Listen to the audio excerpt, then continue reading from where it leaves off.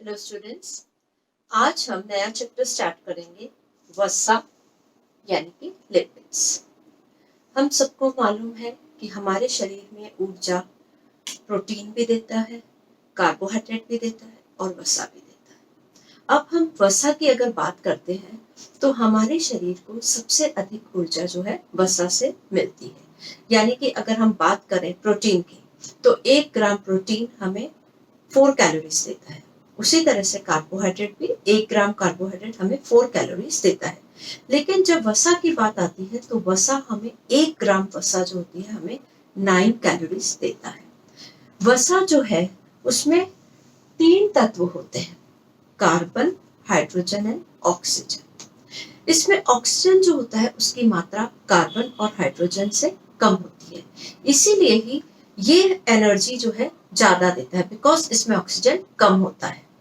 वसा जो है इसमें हम अगर देखें तो ये किससे बनता है, तो ये फैटी एसिड यानी कि वसीय अम्ल तथा ग्लिसरॉल से बनता है। ठीक है, इसमें कार्बन, हाइड्रोजन, ऑक्सीजन तीनों पाए जाते हैं, लेकिन ऑक्सीजन की मात्रा जो होती है कार्बन और हाइड्रोजन से कम होती है और इसलिए ये कार्बोस की तुलना में अधिक ऊर्जा देते हैं। The reason behind this is क्योंकि इसमें ऑक्सीजन की मात्रा कम होती है, इसलिए अगर हम इसको कार्बोहाइड्रेट से कंपेयर करें तो ये हमें एनर्जी ज्यादा देते हैं। जैसे कि मैंने पहले भी कहा कि 1 ग्राम कार्बोज जो है हमें 4 कैलोरीज देता है, जबकि 1 ग्राम वसा को अगर हम कंज्यूम करते हैं तो हमारे को 9 कैलोरीज मिलती है।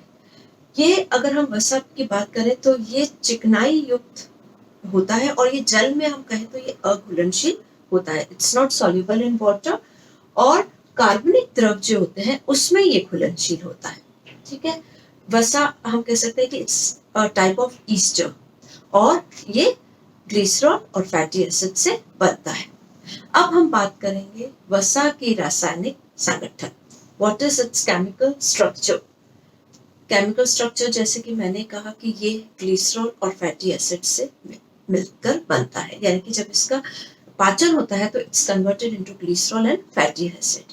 तो सबसे पहले हम देखेंगे ग्लिसरॉल क्या होता है। ग्लिसरॉल जो होता है एक प्रकार का अल्कोहल होता है।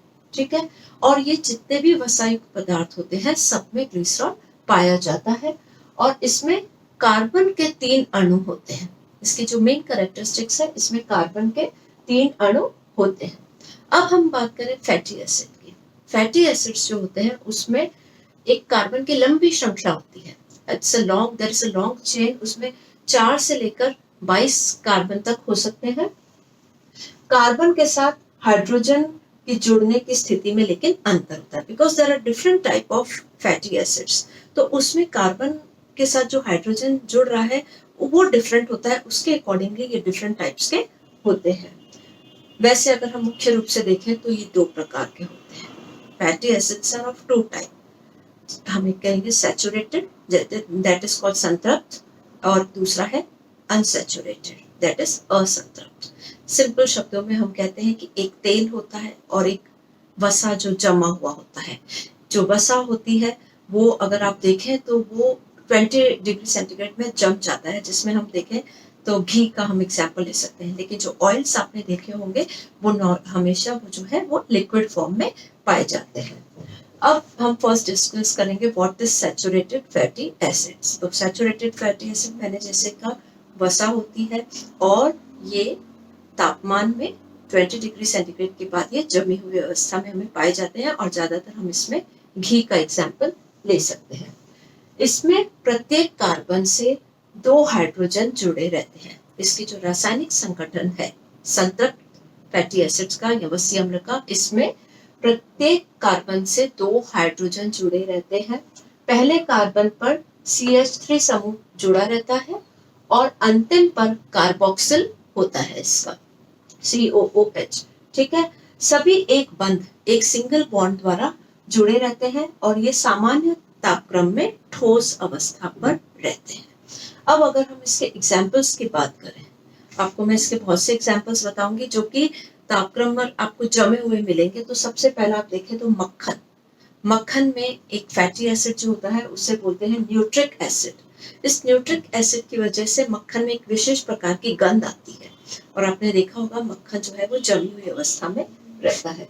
फिर प्राणी और वनस्पति जो तेल होते हैं, जो ऑयल्स होते हैं, जो कि वेजिटेबल ऑयल्स हैं, और जो प्राणी जो ऑयल्स फ्रॉम एनिमल ओरिजिन होते हैं, उनमें पामिटिक अम्ल पाया जाता है और स्टीयरिक अम्ल पाया जाता है।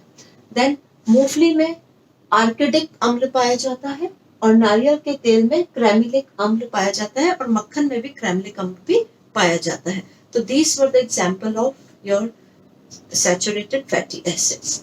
सेकंड है असंतृप्त वसीय अम्ल यानी कि अनसैचुरेटेड फैटी एसिड्स।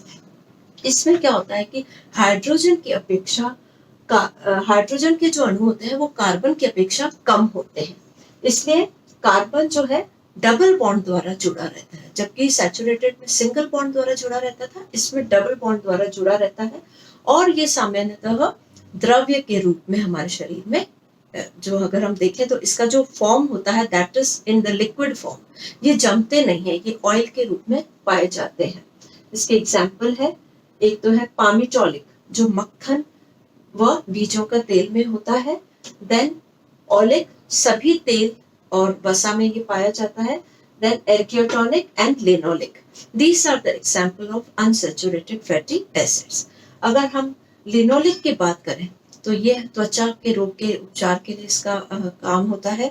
और अगर एर्किडोनिक की करें तो अगर जो अधिक मात्रा में लिनोलिक होता है तो एर्किडोनिक ऑयल में बदल जाता है। अब आते हैं हमारे आवश्यक वसीय अम्ल। आवश्यक वसीय अम्ल यानी कि असेंशियल फैटी एसिड्स। ये फैटी एसिड्स वो होते हैं जो कि हमारे लिए बहुत असेंशियल है और जो कि हमारे शरीर में नहीं पाए जाते, हमें भोजन से लेने पड़ते हैं। अगर हम इसको नहीं लेते हैं तो शरीर की वृद्धि में असर पड़ता है, शरीर की ग्रोथ रुक सकती है, शरीर की वृद्धि में इसका कोई इफेक्ट आएगा। तो these are very essential for our health, तो वो एसेंशियल होते हैं, हमारे को उनको अपनी डाइट में इंक्लूड करना पड़ता है। इसमें अगर हम देखें तो ये इसका जो डेफिनेशन है, आवश्यक अमीनो अम्ल की तरह आवश्यक वसीय अम्ल भी शरीर में उत्पन्न नहीं होते। हमने पहले डिस्कस किया था कि एसेंशियल अमीनो एसिड्स होते हैं हमारी बॉडी में नहीं होते हैं, we have to take from our food. तो उसी तरह से एसेंशियल फैटी एसिड्स भी आपको अपने भोजन से लेने पड़ते हैं, इन्हें भी भोजन पदार्थ द्वारा लिया जाता है। और इसके एग्जाम्पल है लिनोलिन, लिनोलिन, लिनोलेनिक एंड एर्कियोडोलिक अम्ल। ठीक है, लिनोलेनिक जो होता है वो हमारी रक्त वाहिनियों में सेमी पेरिएबल बनाता है, और ये सेमी पेरिएबल जो होता है कि गर्मी में जब पसीना आता है तो जो भाप निकलती है उसको कंट्रोल करने के लिए लिनोलेनिक अम्ल की हमारे को बहुत अधिक आवश्यकता होती है। तो इस तरह से अगर देखेंगे तो ये आवश्यक फैटी एसिड्स हैं जिन्हें कि हमें भोजन द्वारा लेना पड़ता है। नेक्स्ट हम डिस्कस करेंगे कि वसा के क्या क्वालिटीज होती हैं। वैसे तो हमने वसा का जो मेन गुण देख लिया है कि जो वसा सैचुरेटेड होती है वो 20 डिग्री सेंटीग्रेड के बाद जम जाती है, और जो ऑयल होता है, जो तेल होता है, वो हमेशा तरल अवस्था में या द्रव्य अवस्था में रहता है। Next we will discuss what are the qualities of fats.